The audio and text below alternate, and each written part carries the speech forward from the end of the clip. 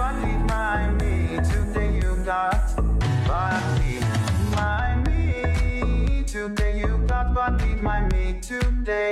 And crossbows, and these really add on top of your other build that you're already creating to kind of just specialize you a little bit more, create interesting group synergies, and also just if you're a solo player, it lets you play the way you want to play. Yeah. Keep customizing. So, I mean, you mentioned that end game first philosophy. Was that really something you took away from the Division 1 of giving players a lot of things to do even after they finish the main campaign? Oh yeah, I think if you see the type of stuff we continue to add, right, through year 1 and year 2, there were tons of different game modes, there were world expansions, there were Dark Zone expansions, all these things, and it's because the players who play this game are very passionate and they consume content, man, and you just always want to give them more stuff to play. It's awesome. Absolutely. So yeah, we have the sharpshooter specialization up right now. Let's look in a little bit in depth in some of this gear. Yeah, so you can also see here that your normal gear that you're equipping, your 6 major slots, have brands associated with them now. And that adds so much to the game because on top of trying to get a really good set of knee pads, you're trying to combine brands together in interesting ways as well. And it's just, I really think the core loot game is going to be super interesting in this one and in a real evolution. Yeah, that's always what hooked me on the first division. Yeah. You can also see some of the new skills in play here, like there's a support drone that you can actually pop out and it follows you around the battlefield, and it makes you just have an evolved sense of the Shade Tech from the first game. It feels like heightened. It's really cool. Yeah, no, that's awesome. And so as you mentioned, the sharpshooter comes with the sniper rifle. That's his signature, or his or her signature weapon. What other specializations are there? Yeah, so there's a demolitionist, and they have a rocket launcher, and then there's also a specialization that gives you a crossbow with an exploding tip arrow, which is the fantasy of it is pretty amazing. But the weapon is just kind of like the centerpiece of the specialization. Just picking your specialization kind of adds to your toolbox, so it really opens up a whole new progression path, even past getting the weapon, which is that's the front and center thing, but there's a lot of interesting progression inside of the system. So yeah, absolutely. So let's jump into the map a little bit and take a look at DC. Yeah, so you can see here how big the map is compared to New York. So we're about 20% larger than the map we shipped within New York, which was already pretty massive. The E3 demo that people are playing kind of takes place just in this one little section. And as you start pulling back the map from there, you can really see how much variety we're going to get out of this. Even at this very high level, you can see the difference between the really wide open spaces and start seeing all those different environments. So you can see, up in Georgetown, it's a very suburban feel, and versus, down here where most of the monuments are, like the Capitol that you can see in the background of the demo. Yeah, and as you said, it's completely open around the Capitol. That's something we didn't see a whole lot of in the absolutely right. There's a lot of those tall skyscrapers kind of create some corridors for you, and it's really refreshing to be able to see some one-story buildings and some just the different feel that creates. And so how does that translate to gameplay? I think the biggest thing is that you feel like you can attack encounters from so many more angles than last time, right? Like, in the demo you start and you're coming in from one angle, but that's an open world activity. So you can imagine you're leaving the Capitol building, you come from the other side, that plays out so differently. Things feel more open because you have more options of how you want to engage the fights. Yeah, and so, I think that variability is extremely obvious. When we jump into the demo, we'll see it in a little bit. But when you're making all these different, neighborhoods, like you said, there were sort of 2 different ones in the Division 1. Yeah. Now there's many, many more.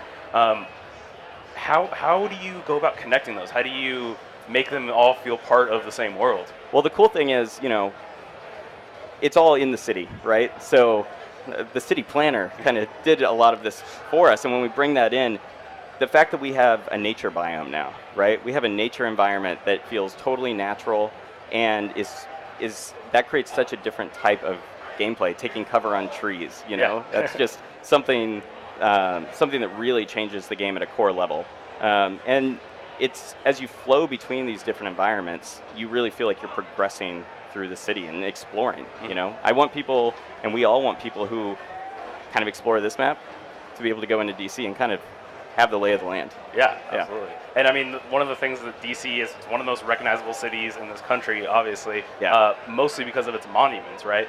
How many of those did you get to put into this game? So, you know, the monuments are a huge deal in DC, right? Like, there's iconic things that we all see so much in pictures and in movies and all these stuff that if you've even never been to DC, you kind of have an idea of how special, like, you know, the White House is, or the the Capitol building, and all these things. So, you know, a lot of them are in there, and you can see them on the map here. You know, like we have, like a little north here. You know, the White House. Yeah. There's things for Washington you to explore, find. Washington Monument. You will be able to explore the map and find those things because, you know, it's the one-to-one recreation, and we want you to really feel like you're in DC. Yeah, and you know, I think if we jump back out of this Lincoln Memorial.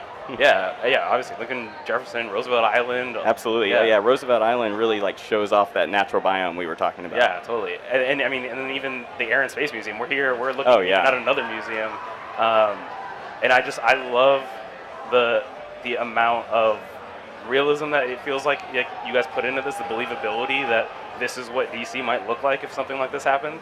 Yeah, you know, we wanted to make it feel real. We wanted to make it feel like 7 months had passed.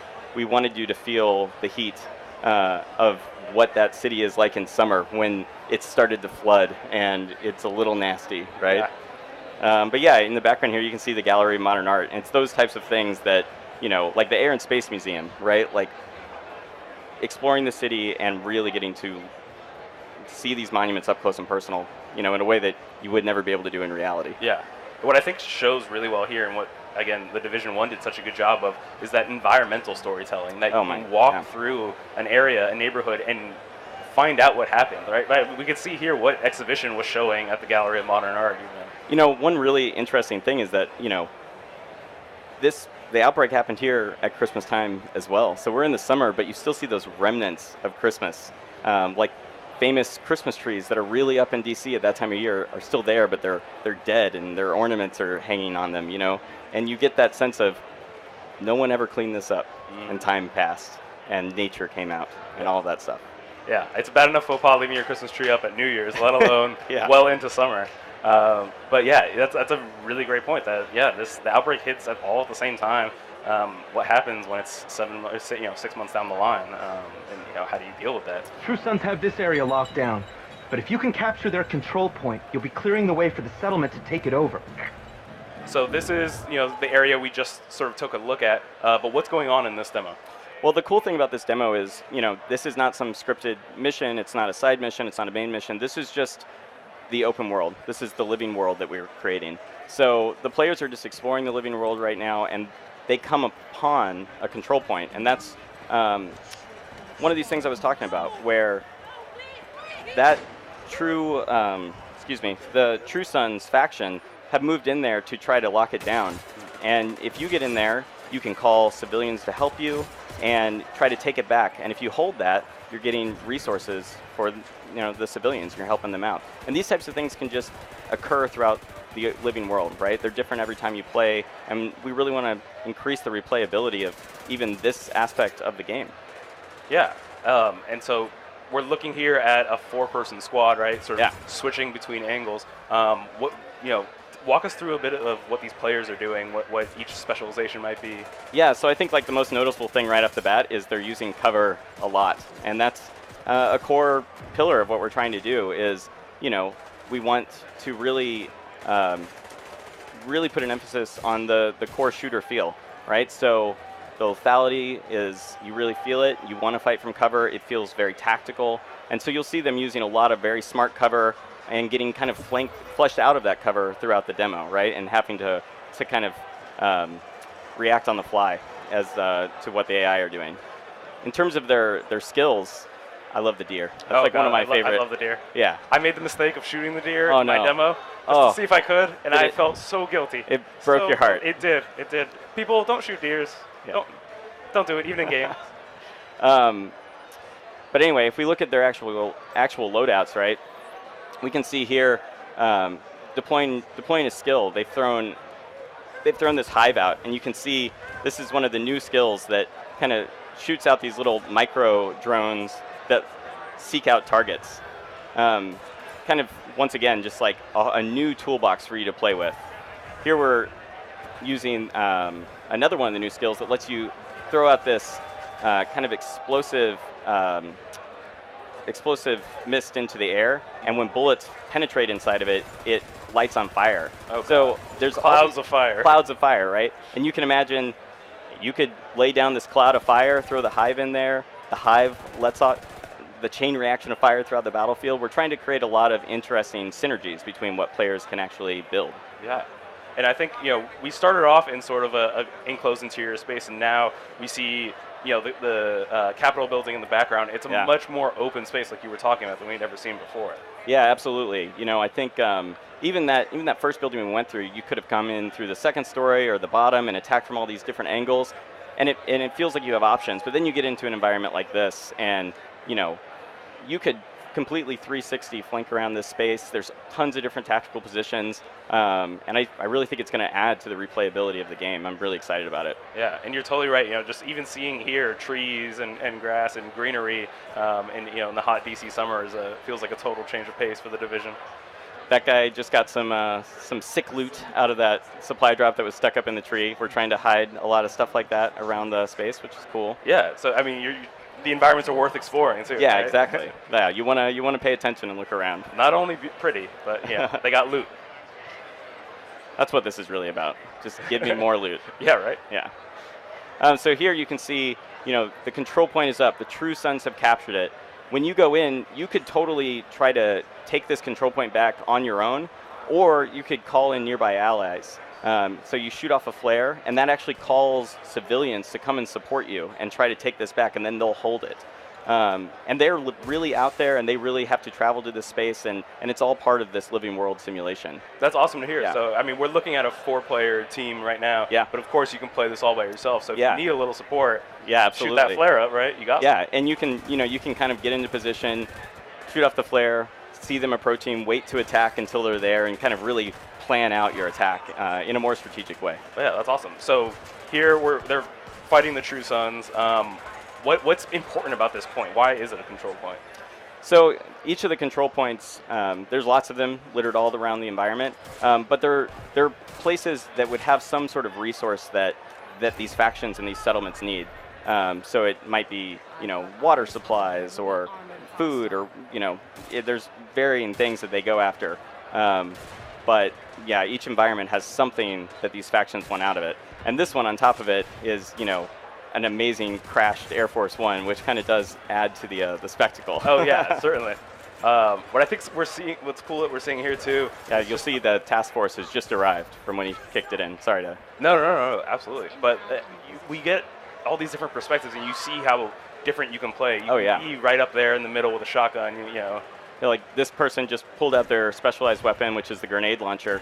And you actually have to collect special ammo for that. So you'll be collecting special ammo for your weapon as you play, and and then using it at really the right moment, right? So it's these big explosions of power that are super impactful on the battlefield. Yeah, we just saw the drone there as well. Yeah, this person just pulled out their 50 cal sniper rifle.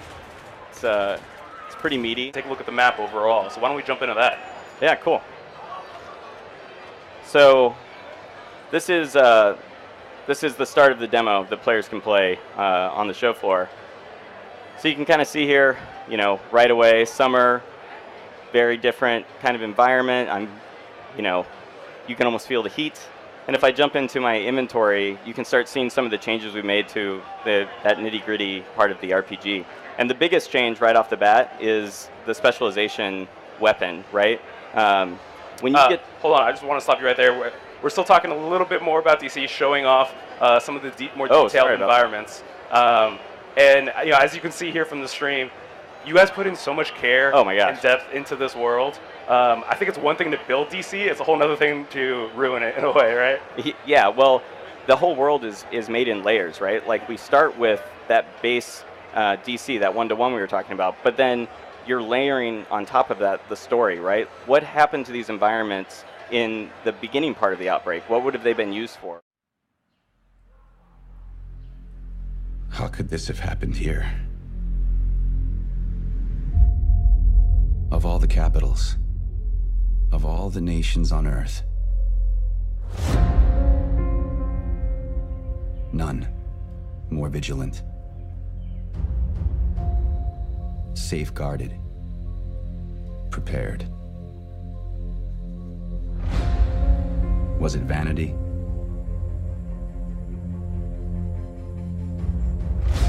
Bad luck? Or something more sinister? One thing is beyond question. This is where we push back. This is our defining moment. If we fail, our nation falls.